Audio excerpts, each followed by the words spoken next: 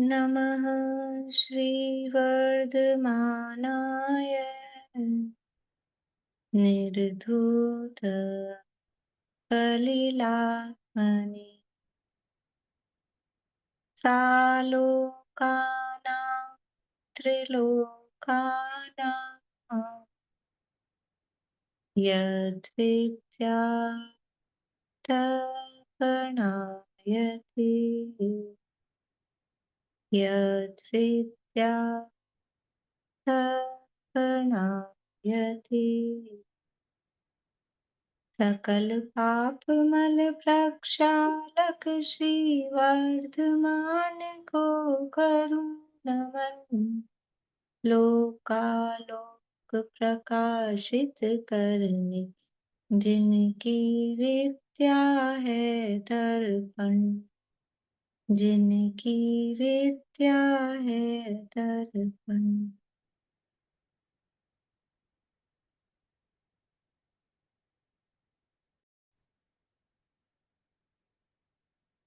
रत्नकरण शावकाचार्य नामक ये ग्रंथ है, आचार्य समंतभद्र स्वामी द्वारा रचित। इसके अंतर्गत यहाँ छठा भावना अधिकार अपना चल रहा है और उसमें 16 कारण भावनाओं की चर्चा कर रहे हैं। 14 भावनाओं की चर्चा अपनी हो गई है, 14वीं आवश्यक अपरिहार्य भावना का थोड़ा-सा विषय रह गया है। उसके बाद मार्ग प्रभावना भावना की चर्चा करेंगे। आवश्यकों की चर्चा की, आवश्यकों में हानि नहीं करना, ये आवश्यक अपरिहार्य भावना है। आवश्यकों में हानि नहीं करना, लेकिन ये है भावना। तो आवश्यकों में हानि नहीं हो ऐसी भावना। और वो आवश्यकों की चर्चा यहाँ की मुनिराजों के आवश्यक की अपेक्षा से, और वो आवश्यकों के 6-6 भेद बताए हैं। 6-6 प्रकार से प्रत्येक आवश्यक बताए हैं। कौन-कौन से 6 प्रकार बताए हैं? बोलिए कविता जी, अजमेरा। आप चालू कर लीजिए फिर बंद भी कर लीजिएगा। सामयिक, स्तवन, वंदना, प्रतिक्रमण, प्रत्याख्यान, कायोत्सर्ग। बढ़िया। ये 6 आवश्यक बताए हैं और इन 6 आवश्यकों का 6 प्रकार से, ये तो आपने नाम बताए आवश्यकों के, अब वो प्रत्येक आवश्यक के 6 भेद, वो कौन से हैं? प्रत्येक आवश्यक के 6 भेद, बोलिए निशांति। नाम स्थापना, नाम स्थापना, क्षेत्र, द्रव्य काल भाव, द्रव्य क्षेत्र काल भाव। हाँ, हाँ। नाम, नाम स्थापना, द्रव्य, क्षेत्र, काल और भाव, इस प्रकार से सामायिक भी, वंदना भी, स्तवन भी, प्रतिक्रमण भी, प्रत्याख्यान भी, कायोत्सर्ग भी 6-6 प्रकार के बताए हैं। तो प्रतिक्रमण तक की चर्चा अपनी हुई थी। और प्रतिक्रमण के अलग से भी भेद बताए थे। दैवसिक, रात्रिक, पाक्षिक, चातुर्मासिक, सांवत्सरिक, चातुर्मासिक और उत्तमार्थ। इस तरह से ये प्रतिक्रमण के भेद बताए थे। उसके बाद में नाम, स्थापना, द्रव्य, क्षेत्र, काल, भाव के आधार पर भी 6 भेदों की चर्चा, 6 प्रकार से प्रतिक्रमण की चर्चा की। अब है प्रत्याख्यान के 6 भेद। पेज नंबर 282, 282 नंबर पेज है। प्रत्याख्यान किसे कहा था? कि आगामी काल में होने वाले पापों का या दोषों का त्याग, उसका नाम प्रत्याख्यान है। तो यहाँ कह रहे हैं नाम प्रत्याख्यान। नाम प्रत्याख्यान को ऐसा समझे, नाम और प्रत्याख्यान, नाम का त्याग करना। तो नाम का त्याग कैसे करेंगे? तो यहाँ प्रत्याख्यान किया जा रहा है पापों की अपेक्षा से। तो अयोग्य पाप के कारण जो नाम है, उनके उच्चारण करने का त्याग कर देना, वह नाम प्रत्याख्यान है। यानी ऐसे नाम, ऐसे शब्द जो जो पाप के कारण हैं, जिनको बोलने से ही पाप होता है, तो उनको बोलने का, उच्चारण करने का त्याग कर देना। जैसे समझ लो इस तरह के जो शब्द हैं, मारो, काटो, बाँधो, अ, हिंसाजनक जो शब्द हैं, और भी, मतलब यद्यपि शब्द में पाप पुण्य नहीं है, लेकिन क्योंकि वो शब्द हैं, वो उस भाव के वाचक हैं, उसको बताने वाले हैं, तो उन शब्दों को बोलने में उस तरह के भाव उत्पन्न होते हैं, इसलिए उस अयोग्य शब्दों के उच्चारण का त्याग करना। बोलिए निशांत जी। जैसे हम नहीं बोलते हैं सब्जी कट, मतलब काटो, हम बोलते हैं सब्जी बंदारो। हुँ, ये इसी अपेक्षा से है ना। हाँ। तो वो वचन से हिंसा का त्याग, मतलब वचनों में से जो हिंसा होती है ना, उसके त्याग के लिए। तो यहाँ नाम की बात कर रहे हैं, तो ऐसे जो नाम हैं जो पाप रूप हैं, मतलब नाम भी इस तरह के हैं कि नाम से ही मतलब कुछ हिंसा या ऐसा पाप का उससे प्रतीक हो रहा है। तो ऐसे नाम के उच्चारण करने का त्याग कर देना, वह नाम प्रत्याख्यान है। फिर स्थापना प्रत्याख्यान, अयोग्य मिथ्यात्वादी में प्रवर्तन कराने वाली स्थापना करने का त्याग करना, वह स्थापना प्रत्याख्यान है। ऐसी स्थापना, मतलब समझ लो कुदेवी देवताओं की स्थापना करना, वो पाप में प्रवर्तन करा रही है। गलत किसी भी तरह की मतलब गलत, मतलब रहित मिथ्यात्व रूप से जो भी कोई स्थापनाएँ की जा रही है, कि अपने मतलब जैन नाम पे, धर्म के नाम पे कुछ भी स्थापना करना, भगवान के नाम, भगवान है नहीं, और फिर समझ लो क्षेत्रपाल, पद्मावती इत्यादि की, और भी जो ये वीतरागी सर्वज्ञ देव के अलावा अन्य किसी की भी वो स्थापना करना, तो वो स्थापना करने का त्याग करना, मिथ्यात्वादी में प्रवर्तन कराने वाली, वह स्थापना प्रत्याख्यान है। तो मतलब और भी ऐसे करते हैं ना, अ, जैसे कुछ है, जैसे आज समझ लो यहाँ जयपुर में वो गणगौर है, तीज है, या ये तो चलो अन्य मतियों के हिसाब से होती है। अपने नाम पे रोड तीज है कि दीपावली है, तो वो कुछ फूल बना देते हैं कि फूल बना दिया शाम को। करते हैं ऐसा रसोई में, वहाँ चकले की जगह पर फूल मांड देते हैं। तो वो एक स्थापना कर दी ना कि भई अब यहाँ पे रख के पुल बना दिया तो घर में तो रोड बनाने ही पड़ेंगे। ऐसा कुछ जो भी कुछ भी होता है। तो वो अयोग्य, ये मिथ्यात्व में प्रवर्तन कराने वाली स्थापना है, ये मिथ्यात्व है। कोई इस तरह का वो त्योहार है नहीं, और ये फूल बनाना और वो मान्यता, मतलब क्या है वो? उसका मतलब कुछ उसमें धर्म की कल्पना करते हैं ना, रोट बनाने में और रोट खाने में कोई धर्म नहीं है। उसको धर्म के नाम पर खाते हैं और बनाते हैं। अपना कोई भी त्योहार, जैनों का कोई भी त्योहार ऐसा नहीं होता है, जो खाने-खिलाने वाला हो। त्याग के पर्व हैं। हमारे जो पर्व हैं, वो त्याग के और वितरागता के पर्व हैं।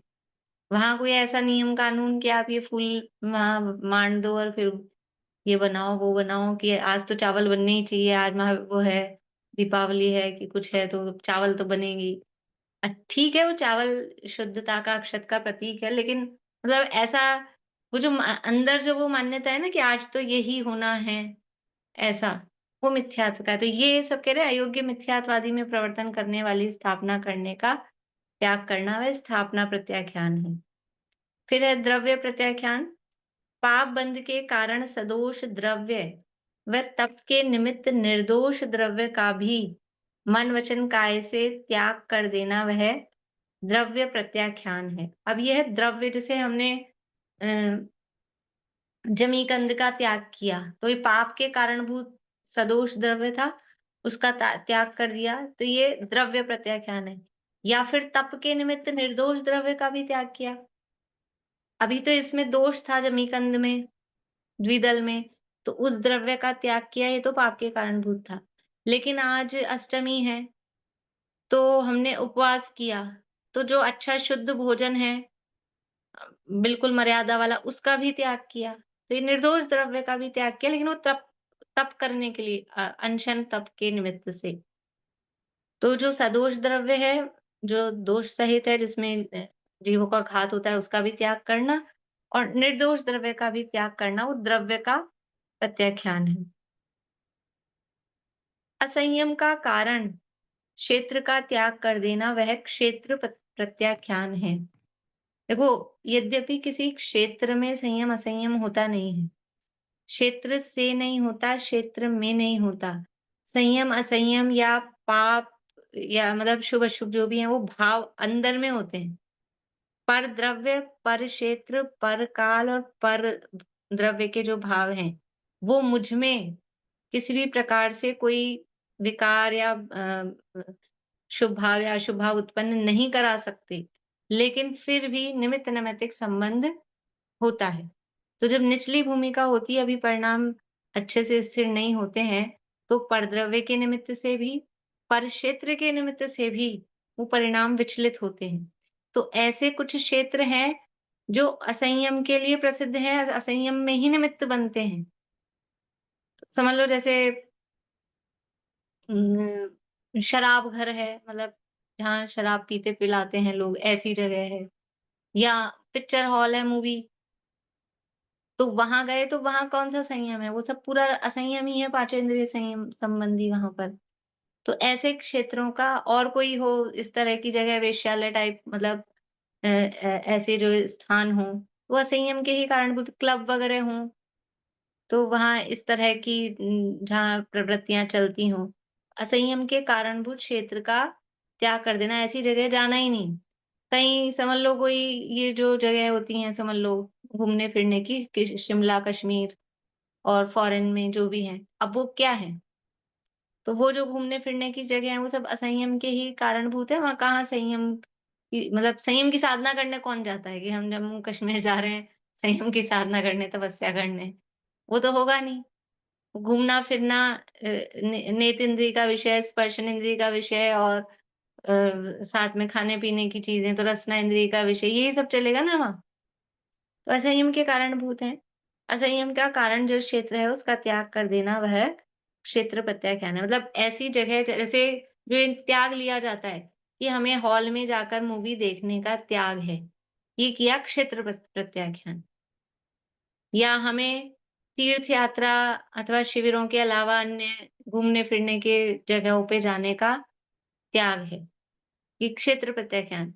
या फिर हमें अन्य मतियों के मंदिर में जाने का त्याग है, ये भी हुआ क्षेत्र प्रत्याख्यान। तो इस तरह से वो नियम पूर्वक किया जा सकता है, इसको नियम लेते भी हैं लोग और नियम पूर्वक इसका त्याग किया जा सकता है। फिर है असंयम का कारण काल का त्याग कर देना, वह काल प्रत्याख्यान है। काल भी असंयम का कारण होता है? होता है, जैसे कि अब समझ लो होली का दिन है, तो वो ऐसा टाइम है कि जीवों की परिणति वो असंयम की ओर जाती है कि आज तो होली है, आज तो चलता है, ये कर लें, वो कर लें। अब उसमें ना तो स्पर्शन इंद्रिय संबंधी संयम रहता है, ना शील का संयम रहता है, ना रसना इंद्रिय का संयम रहता है और सब सब गड़बड़ है मामला। तो वो असंयम का कारणभूत काल हुआ। इसी तरह से कुछ ऐसा भी पर्टिकुलर टाइम ऐसा भी हो सकता है कि अ, कुछ बारिश का मौसम है, उसमें परिणाम विचलित हो जाएँ, या रात का टाइम है, चाँदनी रात है, कुछ ठंडी हवा चल रही है, मतलब ऐसा, तो उसमें कुछ शील संबंधी असंयम का वो काल कहा जाता है। तो ऐसा वो असंयम के कारणभूत काल का त्याग कर देना, वह काल प्रत्याख्यान है। फिर है भाव प्रत्याख्यान। मिथ्यात्व, असंयम, कषाय आदि का त्याग करना, वह भाव प्रत्याख्यान है। जो भाव खोटे हैं, खोटे भावों का त्याग करना। तो खोटे भाव क्या हैं कि मिथ्यात्व, अज्ञान, असंयम, ये सब कषाय, ये खोटे भाव हैं, उनका त्याग करना, वो भाव प्रत्याख्यान है। इस प्रकार प्रत्याख्यान के 6 भेद कहे। देखो इन सब में से हम कौन-सा प्रत्याख्यान करते हैं? 99% एक द्रव्य प्रत्याख्यान। भई ये छोड़ा, वो छोड़ा, ये छोड़ा, वो छोड़ा, तो क्या छोड़ते हैं? चीज़ें छोड़ देते हैं, वस्तुओं का प्रत्याख्यान कर देते हैं। लेकिन प्रत्याख्यान कितनी प्रकार से है? नाम से है, स्थापना से है, द्रव्य से, क्षेत्र से, काल से, और असली जो प्रत्याख्यान है वो तो भाव प्रत्याख्यान। सबसे पहले ये मिथ्यात्व, असंयम, कषाय, इसका त्याग किया जाए तो आगे के प्रत्याख्यान अपने आप ही ऑटोमैटिकली उनके पीछे-पीछे आ जाते हैं। वो अपने आप होते ही हैं। अब आगे कह रहे हैं कायोत्सर्ग के भेद। ये जो हर त्योहार के निमित्त से अपन मेहंदी लगाते हैं, ये भी मिथ्यात्व ही है। हाँ, मिथ्यात्व ही है। मतलब ये जो लौकिक पर्वों के निमित्त से लगाते हैं, वो तो मिथ्यात्व ही है, ग्रहित मिथ्यात्व ही है। और धार्मिक पर्वों पर्वों के निमित्त से भी लगाते हैं, तो वो श्रृंगार का भाव है और हाँ, अपने यहाँ कोई इस तरह की पद्धति है नहीं। अब वो मतलब उसमें भी अशुद्ध, मतलब वो जो मेहंदी जो चल रही है वो तो है नहीं कि ताज़ा कोई पत्तियाँ ला रहे हैं, वो सुखा रहे हैं और फिर उसको ताज़ा बाँट रहे हैं। वो कब की पिसी-पिसाई वैसे ही अमर्यादित हो जाती है। भई वो जो भी चीज़ अगर पाउडर बन गई है, तो उसकी मर्यादा वही आटे की मर्यादा, जैसी बारिश में 3 दिन, गर्मी में 5 दिन और सर्दी में 7 दिन। उससे ज़्यादा उसकी मर्यादा नहीं है। तो वो तो पहले तो हरी पत्तियाँ थी, फिर उसको चलो सुखाया तो सुखा के वो कब की पिसी हुई हैं, फिर वो लगाई जा रही है। श्रृंगार का भाव है ही सीधा-सीधा सा, श्रृंगार का भाव है उसमें। तो इसलिए मतलब कोई अपने यहाँ उसका कोई प्रोविज़न है या उसका कोई छूट है, मतलब धार्मिक पद्धति से तो है ही नहीं। लेकिन कदाचित भई चलो अपने धार्मिक पर्वों के नाम पे अब थोड़ा बहुत हम और अशुद्ध श्रृंगार नहीं करते, बाहर की क्रीम, लिपस्टिक और ये वो, इसका किसी को भाव हो तो भी उसमें वैसी अशुद्धता तो है ही, मतलब वो अमर्यादा वाली और वो सब अशुद्धता तो उसमें है ही। और अब आपको करना भी है श्रृंगार और इतनी मेहनत करो कि पत्तियाँ लाओ, फिर सुखाओ और फिर खुद ताज़ा पीसो। वो कहाँ किसी से होता है, बाज़ार के रेडीमेड ही बने-बनाए कब के कौन बने रहते हैं वो। अब तो घोलने में भी प्रमाद है ना, घोले भी कौन? ताज़ा घर में घोलते भी नहीं है तो पत्तियाँ पीसने का तो काम ही कहाँ है? खाने के लिए ही नहीं करते हैं, वही रेडीमेड काम होते हैं, तो फिर इसके लिए कहाँ करेंगे? इसलिए वो सब अशुद्धता ही है। में मुनि लोग है ना, मेहंदी लगे हाथों से आहन नहीं लेते हैं, बहुत से मुनि लोग का त्याग रहता है। हाँ, तो वो अशुद्ध ही है, मेहंदी वास्तव में अशुद्ध है। और मैम जैसे किसी की डेथ हो जाती है उसके बाद भी अपन जो लगाते हैं वो भी मिथ्यात्व ही हो गया। हाँ,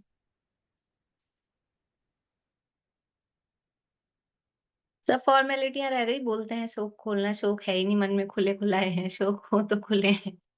किसी के बिल्कुल सगे के भी शौक नहीं है किसी के मन में, रहे ही नहीं है, सब फ़ॉर्मेलिटियाँ हैं। कायोत्सर्ग के 6 भेद। पाप के कारण सबसे पहले नाम कायोत्सर्ग है।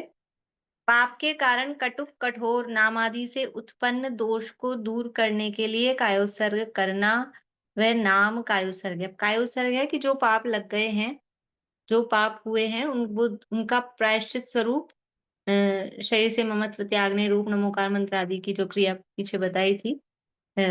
बताया था कायोत्सर्ग मुद्रा, सीधे पैर करके हाथ लटका के खड़े होना अथवा पद्मासन रूप से। तो सबसे पहला नाम कायोत्सर्ग क्या है कि कोई नाम के माध्यम से हमारे मन में दोष, मतलब हमारे दोष लग गया हो, मन में मलिनता आ गई हो, तो उस दोष को दूर करने के लिए कायोत्सर्ग करना। तो कोई पाप के कारणभूत ऐसे कोई नाम हों, जो हमें बोलने पड़े हों, जो लेने पड़े हों, इस तरह के उच्चारण करने पड़े हों, तो उससे जो दोष लगा, वो उसके लिए कायोत्सर्ग करना वह नाम कायोत्सर्ग है। पाप रूप स्थापना के द्वारा आए अतिचार को दूर करने के लिए कायोत्सर्ग करना, वह स्थापना कायोत्सर्ग है। तो जो अभी पीछे बताई बात कि कोई इस तरह की स्थापना करी हो, वर्तमान में की हो, भूतकाल में करी हो, तो वो जो भी कोई इस तरह की मिथ्यात्व रूप स्थापना की हो, तो उससे जो दोष उत्पन्न हुआ, उसके लिए अ, वो दुष्कृत मेरे मिथ्या हों, उसके लिए कायोत्सर्ग करना वह स्थापना कायोत्सर्ग है। सदोष द्रव्यों के सेवन से तथा सदोष क्षेत्र काल के सेवन से संयोग से उत्पन्न दोष दूर करने के लिए कायोत्सर्ग करना, वह द्रव्य क्षेत्र काल कायोत्सर्ग है। तीनों को एक साथ बता दिया कि सदोष द्रव्य का सेवन किया हो, अब उससे दोष लग गया, कोई वस्तु दोषयुक्त थी, हमने उसको यूज लिया, खाया या किसी तरह से भी यूज लिया, तो उसका फिर समझ लो उसके लिए प्रायश्चित करना, कायोत्सर्ग करना, अथवा सदोष काल में हमने, मतलब वो काल दोषयुक्त था, वो काल उचित नहीं था, उस काल में हमने वो काम किया, जैसे कि रात्रि में भोजन करना योग्य नहीं है, लेकिन रात्रि में भोजन किया, रात्रि में आरंभ करना योग्य नहीं है, रात्रि में किसी भी प्रकार का आरंभ नहीं करना चाहिए, किसी भी प्रकार का। मतलब अभी रात्रि भोजन त्याग प्रतिमा की बात चली थी ना शाम को, कार्तिकेय अनुप्रेक्षा में। तो मतलब इतनी उसमें बारीकियाँ हैं कि रात्रि में किसी भी प्रकार का आरंभ नहीं करना। इवन समझ लो सड़क पे चलने-फिरने में रात्रि में आरंभ होता है, तो शाम को मंदिर जाके आ जाएगा वो प्रतिमाधारी। रात में आवागमन, अभी वो तो ख़ैर आरंभ त्याग में आएगा पूरी तरह, लेकिन फिर भी कोशिश ये कर रहेगी कि रात्रि में आवागमन भी नहीं किया जाए। रात्रि में कम से कम बोला जाए, ऐसा। तो जो काम रात्रि में करने योग्य नहीं है, वो काम रात्रि में किया, करना पड़ा, तो उससे जो दोष लगा, तो वो काल संबंधी दोष हुआ, तो उसको दूर करने के लिए कायोत्सर्ग करना वो काल कायोत्सर्ग है। इसी तरह से क्षेत्र, कोई क्षेत्र संबंधी, जैसे भोजन कहाँ करना चाहिए कि अपने शुद्ध चौका हो, मतलब क्षेत्र की शुद्धि हो सब वहाँ। लेकिन अब कभी कदाचित ट्रेन में करना पड़ता है, ट्रेन में किया, कहीं सफर में ऐसी जगह पे किया, बराबर पूरी वो शुद्धता नहीं थी, तो वो क्षेत्र संबंधी दोष लगा। अथवा अयोग्य क्षेत्र में जाना हुआ, गृहीत मिथ्यात्व के स्थान पे जाना हुआ, तो दोष तो लगेगा। भले ही हम हाँ, उसमें अनुभाग में उसमें फ़र्क पड़ता है कि यदि हम अंदर से विरक्त हैं, अंदर से जाना नहीं चाहते हैं, खेद खिन्नता है, लेकिन फिर भी अगर गए हैं तो कुछ न कुछ कमज़ोरी है। तो वो गए तो उससे जो दोष लगा है, उस दोष को दूर करने के लिए वो क्षेत्र का ही उत्सर्ग है। तो इस तरह से ये द्रव्य, क्षेत्र और काल का ही उत्सर्ग। मिथ्यात्व, असंयम आदि भावों द्वारा किए दोष दूर करने को कायोत्सर्ग करना, वह भाव कायोत्सर्ग है। मिथ्यात्वादी भावों के माध्यम से जो दोष लग गए हैं, उल्टी मान्यता है, असंयम के कारण, अज्ञानता के कारण, कषाय के कारण जो दोष लग गए, उन्हें दूर करने के लिए कायोत्सर्ग करना, वह भाव कायोत्सर्ग है। देखो, बहुत बार ऐसा होता है, अपन समझते हैं ये काम गलत है, क्रोध करना अच्छा है कि बुरा, गुस्सा करना चाहिए कि नहीं करना चाहिए। बच्चे से भी पूछेंगे तो कहेगा नहीं करना चाहिए, बड़े भी यही कहेंगे नहीं करना चाहिए। फिर भी गुस्सा करते हैं कि नहीं करते हैं, आता है कि नहीं आता है। तो ये भाव, मतलब वो पता है, ये कायोत्सर्ग कब किया जाएगा कि पता है ये काम गलत है, फिर भी हो जाता है, फिर भी करने में आ जाता है। तो वो कषाय के कारण कषाय के भाव उत्पन्न हो गए। मन में नहीं चाहते हुए भी वो भाव उत्पन्न हुए, मिथ्यात्व के भाव चल रहे हैं, असंयम के भाव चल रहे हैं, असंयम को छोड़ना चाहता है व्रत सम्यक दृष्टि भी, लेकिन फिर भी नहीं छोड़ पाता है। तो वो असंयम के कारण दोष लग रहे हैं, कषाय के कारण दोष लग रहे हैं, तो वो उनको दूर करने के लिए भाव कायोत्सर्ग किया जाता है। इस प्रकार से ये 6 प्रकार के 6 भेदों का कायोत्सर्ग का वर्णन किया। इस तरह से जो 6 आवश्यक मुनिराजों की अपेक्षा से बताए गए हैं, उन 6 आवश्यकों का वर्णन यहाँ किया। अब गृहस्थ के और भी 6 प्रकार के आवश्यक हैं। देखो क्या कह रहे हैं, और भी 6 प्रकार के आवश्यक हैं। मतलब ये 6 आवश्यक भी गृहस्थ कर सकता है, करना चाहिए। ऐसा नहीं, इन्होंने कहा ही नहीं था शुरू में कि हमें मुनिराज के आवश्यकों की चर्चा कर रहे हैं। वो तो हमको पता है ना कि 6 आवश्यकों में, मुनिराज के 6 आवश्यकों में ये काम आते हैं। इसलिए, मतलब गृहस्थ को भी जो काम मुनिराज करते हैं, बस एक खड़े-खड़े आहार और केशलोच, नग्नता, ये कुछ जो मूल गुण हैं, साशेष गुण, इनको छोड़ के जो मुनिराज के आवश्यक हैं, मूल गुण हैं, उनको गृहस्थ भी भूमिकानुसार पालता है, पालने की भावना रखता है, तभी तो मुनि बनने की भावना रहती है। मुनिराज ईर्ष्या समिति से चलते हैं, तो गृहस्थ थोड़ी ना चले ईर्ष्या समिति से। कि गृहस्थ को भी ईर्ष्या समिति से ही चलना ही ईर्ष्या समिति से चाहिए, कोई भी हो। तो ऐसे ही मुनिराज 6 आवश्यकों का पालन करते हैं, सामायिक, स्तवन, वंदना इत्यादि, तो गृहस्थ के भी वो नित्य करने योग्य ही कार्य हैं। पर इसके अलावा समझ लो जो मुनिराज के लिए आवश्यक नहीं है, लेकिन अकेले गृहस्थ के लिए हैं, वो कहा, भगवान जिनेंद्र का नित्य पूजन, निर्ग्रंथ गुरु की सेवा, स्तवन, चिंतवन नित्य करना, जिनेंद्र के कहे आगम का नित्य स्वाध्याय करना, इंद्रियों को विषयों से रोकना, 6 काय के जीवों की दया रूप संयम पालना, शक्ति प्रमाण नित्य तप करना तथा शक्ति प्रमाण नित्य दान करना, ये 6 प्रकार के भी आवश्यक गृहस्थ को नित्य नियम से अंगीकार करने योग्य हैं। देव पूजा, गुरुपासना, स्वाध्याय, संयम, तप और दान, ये 6 आवश्यक गृहस्थ को नित्य करने योग्य है। यथा योग्य, इसमें भी एक एक आवश्यक में 6 आवश्यक गर्भित हैं। पूजन में बाकी के 5 आवश्यक गर्भित हैं। स्वाध्याय में बाकी के पांचों आवश्यक गर्भित हैं। संयम ले लेंगे तो उसमें भी बाकी के पांचों आवश्यक गर्भित हैं। कोई एक को प्रमुख करें तो बाकी के पांचों आवश्यक गर्भित हैं। लेकिन कोई ये सोच के कि ये अच्छा बता दिया आपने, अब हम तो सुबह-सुबह रोज पूजा कर लेंगे, तो बाकी सारे काम हो गए। ऐसा नहीं है, यथा योग्य उनको अलग-अलग प्रमुखता से भी करना चाहिए।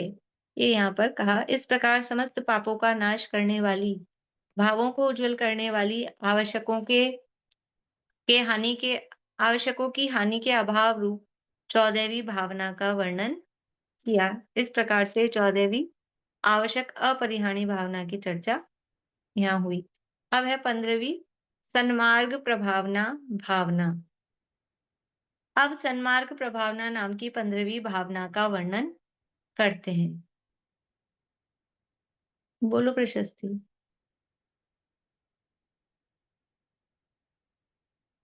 ये प्रतिक्रमण और कायोत्सर्ग में क्या फर्क है 6 वेद के हिसाब से? प्रतिक्रमण में तो अम, जो भूतकाल में जो पाप हुए ना, वो पाप मिथ्या हो, ऐसा मतलब बुद्धिपूर्वक ऐसा भाव करके उसका त्याग कर रहे हैं, है ना?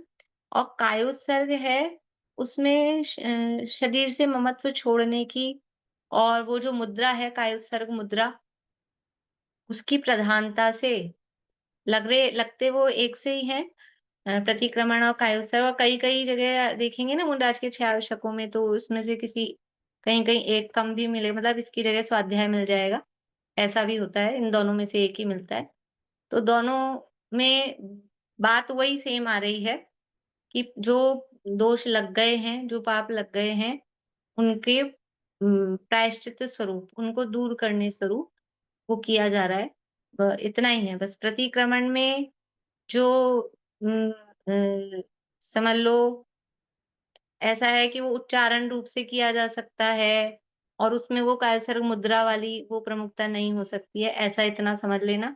बाकी कोई ज़्यादा अंतर नहीं है, सिमिलर सी ही बात। ठीक है?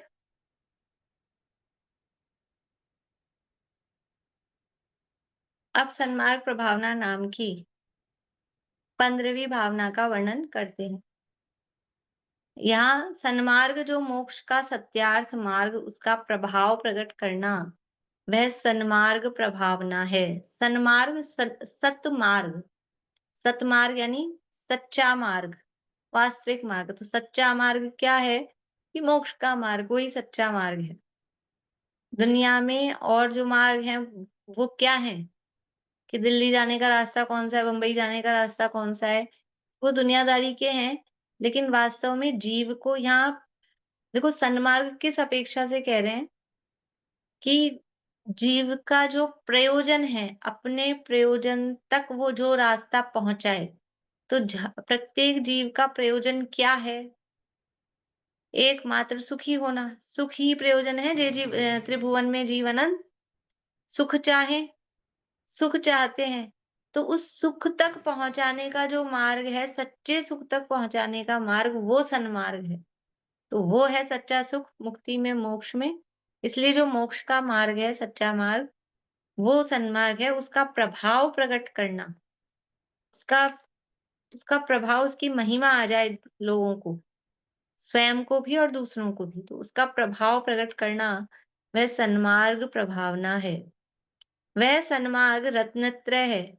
रत्नत्रय आत्मा का स्वभाव है। उसे मिथ्यात्व, राग, द्वेष, काम, क्रोध, मान, माया, लोभ ने अनादि से मलिन विपरीत कर रखा है। देखो, मोक्ष का मार्ग क्या है सच्चा? सम्मदंसनाणम चरणम मोक्षस्य कारणम जाने। सम्यक दर्शन, सम्यक ज्ञान, सम्यक चारित्र, ये मोक्ष का कारण। सम्यक दर्शन, ज्ञान, चारित्राणि मोक्ष मार्गः। मोक्ष का मार्ग कहो या मोक्ष का कारण कहो, ये वास्तव में सच्चा मार्ग है। रत्नत्रय ही वो मोक्ष का सच्चा मार्ग है, और वो आत्मा का स्वभाव है। लेकिन उसे मिथ्यात्व और आगे राग, द्वेष, काम, क्रोध, माया, लोभ यानी कषाय, ये सब एक शब्द से कहें तो कषाय। मिथ्यात्व और कषाय के कारण वो अनादि से मलिन हो रहा है, उसने इन भावों ने उसको मलिन कर रखा है। अब परमागम की शरण लेकर मुझे मिथ्यात्वादी दोषों को दूर करके रत्नत्रय स्वभाव को उज्ज्वल करना है। अब आत्मा की शरण लेंगे तो ये मिथ्यात्वादी दोष दूर होंगे, तो वो रत्नत्रय जो आत्मा का स्वभाव है वो उज्ज्वल रूप से प्रकट होगा। यह मनुष्य जन्म इंद्रियों की पूर्णता, ज्ञान शक्ति, परमागम की शरण, साधर्मियों का समागम, रोग रहित अवस्था, क्लेश रहित जीविका इत्यादि पुण्य रूप सामग्री प्राप्त करके भी यदि आत्मा को मिथ्यात्व कषाय विषयों से नहीं छुड़ाया, तो अनंतानंत दुखों से भरे संसार समुद्र से मेरा निकलना अनंत काल में भी नहीं होगा। देखो क्या कह रहे हैं, मतलब एक कहने में सरल सी बात है, लेकिन ये बहुत गहरी विचारणीय बात है। ये सब समागम अपने को मिले, मनुष्य जन्म, इंद्रियों की पूर्णता, ज्ञान शक्ति, परमागम की शरण, ये जिनवाणी हमको मिली, साधर्मियों का समागम, ये भी बड़ा दुर्लभ है। अच्छे साधर्मी मिलना, धर्म की चर्चा हो, ये समागम, रोग रहित अवस्था, क्लेश रहित जीविका, ये सब सामग्री प्राप्त करके भी नहीं तो आजीविका की चिंता में ही समय निकल जाता है। कहाँ कोई धर्म की कोई सुध नहीं। कहीं रोगी शरीर हो तो उसमें उपयोग लगा रहे रोग में, तो धर्म की सुध नहीं हो।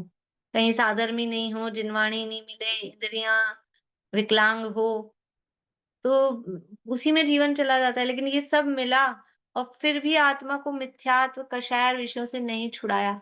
हमारा क्या हो रहा है? ये सब समागम मिल गए तो और ज़्यादा मिथ्यात्व कषाय विषयों में। ये समागम मिल गए हैं, क्लेश रहित जीविका मिल गई है और निरोग शरीर मिल गया है, इंद्रियों की पूर्णता मिल गई है, तो मज़े से विषय भोगो, विषय भोगने में लग रहे हैं। लेकिन ये विचार नहीं कर रहे हैं कि ये सब मिला है, तो इससे हम अपने आत्मा को विषय कषायों से छुड़ाएँ। ये विचार आना बड़ा दुर्लभ है। ये विचार नहीं आ पाता है। कल पूर्णिमा आंटी हम मंदिर से साथ-साथ जा रहे थे, तो ये लग रहा था, बोले मतलब भागम-भाग ही लगी जीवन में। ये घर से मंदिर आना है, मंदिर से घर जाना है, फिर वापस आना है, मतलब तसल्ली ना घर में है ना मंदिर में। कहीं शांति नहीं है, सिर्फ़ भागम-भाग ही लगी हुई है। अपने लिए फुर्सत ही नहीं है, हर काम गए जैसे फिक्स टाइम वो हो गया है, बस ये काम करना है, ये पूरा करना है, ये करना है, ये करना है। फुर्सत ही नहीं जीव को। बैठ के शांति से कि साँझ सवेरे 2 घड़ी आत्म ध्यान लगाया ये थोड़ा-सा बैठ के अपने लिए विचार करें। 2 घड़ी निज नाथ के नज़दीक तो आओ। इतना सा समय नहीं है। वो उसी में लगे रहें। तो ये विषय कषायों से अपने को नहीं छुड़ाया, मिथ्यात्व से नहीं छुड़ाया, तो अनंतानंत दुखों से भरे संसार समुद्र से मेरा निकलना अनंत काल में भी नहीं होगा। अभी अभी नहीं किया, इतने अच्छे समय में, तो फिर क्या होगा? इससे अच्छा क्या मिलेगा? फिर खोटी टाइम आ जाएगा दुर्गतियों में, तो फिर तो काम होना नहीं है, वहाँ तो और मुश्किल है। जो सामग्री आज मिली है, वह अनंत काल में भी मिलना अति दुर्लभ है। अभी सबसे अच्छी चीज़ें सब मिल गया है, फिर भी काम नहीं कर रहे हो, तो क्या होगा? अंतरंग बहिरंग सकल सामग्री पाकर भी यदि आत्मा का प्रभाव प्रकट नहीं करूँगा, तो काल अचानक आकर समस्त संयोग नष्ट कर देगा। इसलिए अब मुझे राग द्वेष दूर करके जैसे मेरा शुद्ध वीतराग स्वरूप अनुभव गोचर हो, उस प्रकार ध्यान स्वाध्याय में तत्पर होना है। जैसे भी करके मुझे अपने ध्यान स्वाध्याय में तत्पर होना है। बाह्य प्रवृत्ति भी मुझे उज्ज्वल करके अंतरंग धर्म का प्रभाव प्रकट करके मार्ग प्रभावना ऐसी करना है, जिसे देखकर अनेक जीवों के हृदय में धर्म की महिमा प्रवेश कर जाए। देखो, बड़े पंडित साहब का एक वाक्य है, सच्चा आराधक ही सच्चा प्रभावक होता है। जो जीवन में स्वयं आराधना करता है, उसको प्रभावना करनी नहीं पड़ती है। उसके जीवन से अपने आप प्रभावना होती है। यदि प्रभावना की भावना है, तो वो प्रभावना की भावना सच्ची कब होती है कि आराधना करो। दूसरों के लिए प्रभावना करने के लिए प्रभावना करेंगे तो प्रभावना सच्ची नहीं होगी, वो इफ़ेक्ट नहीं करती है। वो असर नहीं करेगी, केवल प्रभावना के लिए प्रभावना करेंगे। आराधना करेंगे तो अपने आप ही दूसरे लोग प्रभावना का मतलब क्या है? जिससे दूसरे लोग प्रभावित हो जाएँ। तो अपनी आराधना हम अपने में इस तरह से आराधना करें कि अपने आप सारा जगत उसको देखकर प्रभावित हो। बाहुबली भगवान इसलिए खड़े थे 1 साल तक कि वाह! जिन धर्म की प्रभावना होगी कि देखो इनके जैनों के मुनि 1 साल तक ऐसे खड़े रहते हैं और साँप की वो बिल बन जाते हैं और बेलें चढ़ जाती है। इसलिए खड़े थे कि वो अपनी आराधना कर रहे थे। आराधना करें तो अपने आप ही बाहर में प्रभावना लोग देख के प्रभावित होते हैं, स्वयमेव होते हैं। आराधक ही सच्चा प्रभावक होता है। तो मुझे तो अपना अंतरंग धर्म का प्रभाव प्रकट करके मार्ग प्रभावना ऐसी करना, जिसे देखकर अनेक जीवों के हृदय में धर्म की महिमा प्रवेश कर जाए। अब ये प्रभावना के तरीके बता रहे हैं, अभी एक-एक मतलब से पॉइंट्स आएँगे। तो देखो जैसे यहाँ पहला पॉइंट बता रहे हैं, जिनेंद्र के अभिषेक का उत्सव ऐसा करना।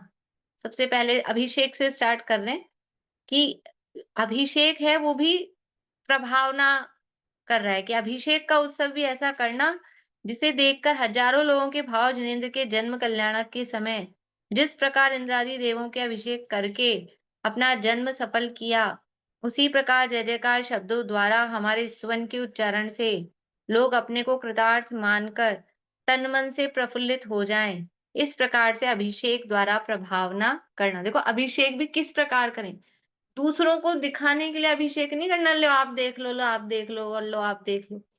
स्वयं भगवान के स्पर्श का, भगवान का प्रक्षाल करने का भाव लेकर अभिषेक करने गए और उस अभिषेक के पाठ का ऐसा भक्ति भाव पूर्वक भाव विभोर होकर अभिषेक के पाठ का उच्चारण कर रहे हैं, इस तरह से समझ लो जल की धारा दे रहे हैं। वो अंदर के भक्ति भाव देख के दूसरे लोग अपने आप प्रभावित होते हैं। और अपने आप ही वो भी देखने लगें कि उसमें अपने आप को धन्य मानने लगें, वो करें। और आए और बस दूसरों को दिखाने के लिए ज़बरदस्ती 2-4 कलश डाल लें भगवान के सिर पे, इससे प्रभावना नहीं होती है। ये कह रहे हैं जिनेंद्र के अभिषेक का उत्सव भी ऐसा करना, जिसे देखकर हज़ारों लोगों के भाव, ऐसा उत्सव करना कि बहुत बड़ा आयोजन करना और 12 साल में 1 बार इसका नाम उत्सव करना नहीं है। ये डेली की भी प्रक्षाल जब कर रहे हैं, तो जो भाव विभोर होकर करता है उसका अलग ही प्रभाव पड़ता है, लोग प्रभावित होते हैं। पूरा अभिषेक पाठ अच्छे से बोल के करो, तो अलग ही भाव बनते हैं। तो जिस प्रकार इंद्रादि देवों ने अभिषेक करके अपना जन्म सफल किया, उसी प्रकार जय जयकार शब्दों द्वारा हमारे स्तवन के उच्चारण से देखो, हमारे स्तवन के उच्चारण से लोग अपने को कृतार्थ मानकर तन मन से प्रफुल्लित हो जाएं। वास्तव में वो प्रक्षाल तो 1 सेकंड 2 मिनट का काम है, वो कलश जो हो रहे हैं, लेकिन वो पूरा जो प्रक्षाल पाठ है उसको भाव सहित बोलें तो अलग ही भाव विशुद्धि बनती है। उसके जो भाव हैं, उसका अर्थ समझते हुए वो बोलें, तब है पूरी सार्थकता। आएँ और लाओ साहब दिखा दो और वो दिखा देते हैं और कुछ लोग तो आते हैं उनको तो पता ही नहीं कि प्रक्षाल के पहले क्या करना, पाठ बोलना कि नहीं बोलना, बस कलश डाला। फिर ये भी नहीं पता कि प्रक्षाल तो की नहीं, कि भगवान का परिमार्जन तो किया ही नहीं और चलते बने। तो ये इससे प्रभावना नहीं होती, इससे अप्रभावना और होती है। तो पूरा विधि पूर्वक सब काम करें। तो इससे दूसरों के भी तन मन प्रफुल्लित हो जाए, इस प्रकार से अभिषेक द्वारा प्रभावना करना। अब है दूसरा भक्ति, जिनेंद्र भक्ति करना। जिनेंद्र की बड़ी भक्ति, बड़ी विनय, निश्चल ध्यान से ऐसे पूजन करो जिसे करते हुए देखो पूजन, नाम भक्ति और पूजन दोनों अलग नहीं है वास्तव में। भक्ति में पूजन है, पूजन में भक्ति है। इसलिए दोनों को एक साथ ही ले रहे हैं। ऐसे पूजन करो जिसे करते हुए देखकर तथा शुद्ध भक्ति के पाठ पढ़ते तथा सुनते हुए हर्ष के अंकुर प्रकट हो जाएं, आनंद हृदय में नहीं समाये, बाहर उछलने लग जाए, जिन्हें देखकर मिथ्या दृष्टियों के भी ऐसे परिणाम हो जाएं। अहो जैनियों की भक्ति आश्चर्य रूप है, जिसमें ये निर्दोष उत्तम उज्जवल प्रामाणिक सामग्री, ये उज्जवल सोने चांदी कांसा पीतल के मनोहर पूजन के बर्तन, ये भक्ति रस से भरे अर्थ सहित कानों को अमृत रस से सींचते हुए शुद्ध अक्षरों का उच्चारण, एकाग्रता से विनय सहित शब्दों के कहे अनुसार उज्जवल द्रव्यों को चढ़ाना, ये परम शांत मुद्रा रूप वीतराग के प्रतिबिंब प्रातिहार्यों सहित पूजना, स्तवन करना, नमस्कार करना, धन्य पुरुषों द्वारा ही होता है। धन्य इनकी भक्ति, धन्य इनका जन्म, धन्य इनका मन वचन काय और धन्य इनका धन जो निर्वांछक होकर ऐसे सन्मार्ग में लगाते हैं। ऐसा प्रभाव व्याप्त हो जाता है जिसे देखने से, सुनने से निकट भव्यों के नेत्रों से आनंद के आंसू झरने लग जाएं। यानी भक्ति भी इस तरह से करना। देखो अब इसमें कह तो रहे हैं ऐसी करना, लेकिन वो बात पहले ही बता दी कि अंतरंग भावों से, मतलब करना मतलब दूसरों को दिखाने के लिए नहीं करना कि भाई दूसरे, वो अपने आप ही अंदर से इस तरह की भक्ति आए वास्तव में, और इतनी निर्दोष हो और उत्तम हो। तो जो सामग्री भी हो वो भी निर्दोष और उत्तम क्वालिटी की हो, तो दूसरे लोग देख के प्रभावित हों। अभी प्रभाव पड़ता है। जैसे अब जैनों का जुलूस निकले, अभी महावीर जयंती का जुलूस निकलेगा, तो हमारा कोई भी कार्यक्रम रात में नहीं होगा, दिन में होता है। महावीर जयंती का जुलूस कब निकलेगा? दिन में निकलेगा। और औरों के, इनके समझ लो जन्माष्टमी का होता है या दूसरा होता है, वो कब निकलता है? रात में निकलता है, रात में निकलता है। तो हमारे काम होंगे वो दिन में हो रहे हैं, और फिर वो भी जो जुलूस निकलेगा, इसीलिए हमको ये, मतलब जो भी समाज के, जैन समाज के भी जो बड़े हैं जो इसमें अग्रणी रहते हैं, तो वो भी निर्दोष तरीके से निकालना चाहिए, ताकि जब ये जुलूस निकल रहा है तो उसमें जैन, अजैन, पूरा सरकार, पूरा समाज, पूरा देश सब देखता है। तो हम हिंसक, जैसे अब बहुत ऐसा होने लगे फूल, पत्तियाँ, ये वो, तो ये सब ना हो, तो उसका प्रभाव पड़े कि देखो ये अहिंसक तरीके से अपने काम करते हैं, इस तरह की। और जुलूस होता है और इतना खाना-पीना, ये वो क्या-क्या बँटते हैं, और वो वहीं खा-खा के, पानी पी-पी के अब अप्रभावना होती है। सफाई करने वाले भी फिर ऐसे बोलते हैं कि ये जुलूस निकाल गया और अंडे इतना कचरा कर गया। और सारी सड़क की दशा कैसी होती। तो ये भी एक प्रभावना वाली बात है कि पहली बात तो भगवान की रथ यात्रा निकल रही है, सबसे पीछे भगवान का रथ आता है, तो इतनी सी देर बिना खाए-पिए नहीं रह सकते हैं, 2-3 घंटे। वहीं जुलूस में साथ में खाना-पीना ये, और वो भी सब अभक्ष्य, बाज़ार की चीज़ें, कहीं की कुछ भी वो बँटती है और वो वहाँ इतनी गंदगी करते हैं। ये अप्रभावना के कारण हो जाते हैं। ये तो ख़ैर अभी जुलूस की बात तो आगे और आएगी, पर यहाँ इसी तरह से पूजन में भी ऐसे ही समझना कि पूजन के नाम पे, भक्ति के नाम पे मर्यादा मर्यादा सहित हो, मान-मर्यादा का ख़्याल हो, द्रव्य सामग्री जो यूज़ ले रहे हैं, यानी द्रव्य, क्षेत्र, काल, भाव सब बराबर अपनी मर्यादा के अनुसार हो, तो वो वास्तव में प्रभावना होती है। तो अंदर से भक्ति भाव, भगवान भाव आता है, तो बाहर की सब चीज़ें भी प्रॉपर यथावत होती हैं। बोलिए निशांत जी। इसमें खाने पीने वाले तो कचरा करेंगे, हम लोग दो ही मत ना आगे बढ़ के, उसमें धर्म मान के लोग पिलाते हैं, कोई छाछ पिला रहा है, कोई सर्व ही मत करो तो कचरा नहीं होगा। फिर जो अपने साथ पानी लाया है तो पिएगा तो अपनी बोतल ठीक से रखेगा। तो ये सही संदेश समाज में जाना चाहिए। इसमें धर्म मानना सही। छोड़ेंगे ना, अरे हमने पानी पिलाया, हमने ठंडाई पिलाई, वो ठंडाई भी अमर्यादित ही होती है। सब सब ये किसी को संदेश कैसे जाए समाज में? कुछ नहीं है, चलना तो सभी है, अपन थोड़े से वो है ना, थोड़ी-सी अपन अपनी पिपाड़ी बजा लो, सुनने वाला कौन है?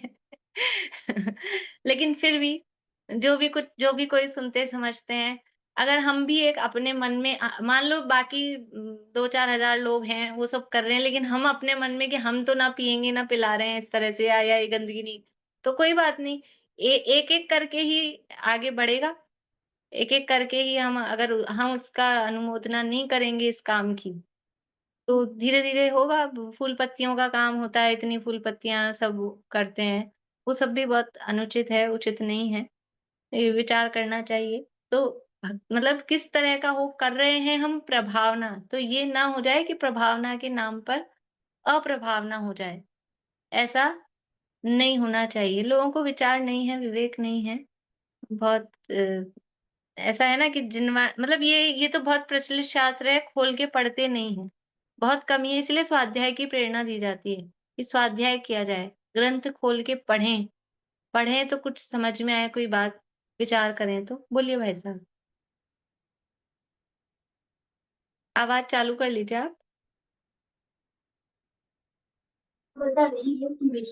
तत्व ज्ञान के अभाव में तो हम विधान करते हैं तो वो बुला लेते संगीत का, वो जो है पूरा बताते, और जो मूल पूजा है उसका कुछ समझ में नहीं आता है, जो है एकदम हाईटेक ट्रेड की तरह से चली जाती है और कुछ नहीं समझ में आता है। तो इसलिए कौन ऐसे सी मतलब भक्ति गाने? आयोजनों से तो वितृष्णा सी से होने लगती है कि यहाँ पर नहीं जाए तो ठीक है, बजाय भाव भक्ति बढ़ने के और जो है रंग राग ज्यादा होता है।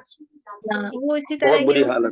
फिल्मी गानों की बहुत बिल्कुल वैसी धुन वैसा म्यूजिक, समझ नहीं आता है कि महिला संगीत चल रहा है कि अपने पूजन विधान का कार्यक्रम चल रहा है। इस तरह के नाच गान इस तरह के होते हैं, बिल्कुल उनका जो म्यूजिक होता है वो समझ और ही नहीं आता त्यागी, महिला बड़े बड़े संगीत। त्यागी व्रतियों के सामने जो है इस तरह के आयोजन होते हैं तो मतलब हाँ, एकदम आदर का भाव ही खत्म हो जाता है।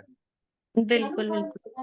तो पूरा मान मर्यादा का और वो सब ख्याल रखना चाहिए। तो इस तरह से करें, भक्ति आयोजन करें। चक्रवर्ती म्यूट कर लीजिए भाई साहब। चक्रवर्ती इत्यादि करते हैं पूजनों के आयोजन, दान देते हैं, उससे प्रभावना होती है। प्रभावना कैसे कि हमारा आज पूजन विधान या हमारे त्योहार है, तो अपने घर में काम करने वालों को और उन इन सबको भी कुछ हमने मिठाई दी कि कुछ दिया, तो वो भी देखते हैं, हाँ, ये इनका वो है। और हम जो भी व्रत उपवास आदि करते हैं, तो वही उन पे प्रभाव पड़ता है। तो हम इस तरह की भक्ति पूजन आयोजन भी इस तरह से करें, शांति से, मर्यादा से और बिल्कुल प्रासुक द्रव्यों से। ये जो यहाँ कहा है ना, इस तरह के बर्तन वगैरह, शुद्ध शब्द, प्रासुक द्रव्य, इन सब से प्रभावना होती है कि ये ऐसा कुछ भी नहीं चढ़ाते हैं, ये ऐसा कुछ भी यूज़ नहीं लेते हैं। इन सब से प्रभावना होती है। तो ये सब और भी आगे वही स्वाध्याय आदि की भी, तपस्या आदि की भी चर्चा है। कल करेंगे इसको पूरा, अभी नहीं पूरा करते। जिनवाणी स्तुति बोल अपने पाएँगे कुछ? स्मारक की पूजा में तो ऐसे परिणाम खराब नहीं होते हैं। मैं भाई साहब को बोल रही हूँ ये बात, आपको नहीं। हाँ, हाँ। वो कहाँ रहते हैं मुझे नहीं मालूम, पर बोल हाँ। सकते हैं जयपुर में जो हाँ, भी नहीं, है। वो देखते होंगे, वो ऑनलाइन तो सब देखते हैं। हाँ। मैम आजकल वो चक्रवर्ती विवाह और होता है और दिन में तो शादी हो जाती है पर खाना रात को होता है। क्या करें, ऐसे ही है। चलिए, जिनवाणी स्तुति कौन बोल पाएँगे? मैं शेयर नहीं कर पाऊँगी। बोल लेंगे बिना देखे? वर्षा जी, बोलिए। आवाज़ चालू कर लीजिए।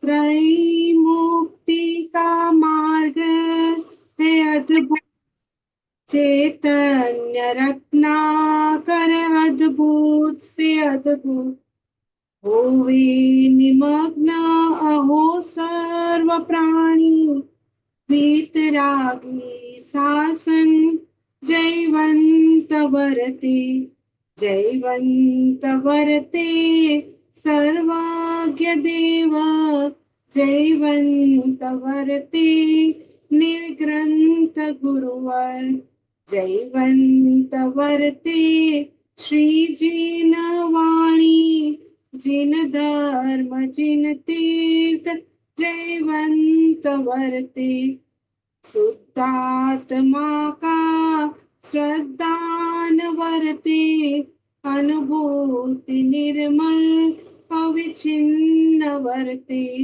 आवागमन से निर्मुक्ति होवे, मुक्ति का साम्राज्य जयवंत वरते, सर्वज्ञ शासन जयवंत वरते, निर्ग्रंथ शासन जयवंत वरते।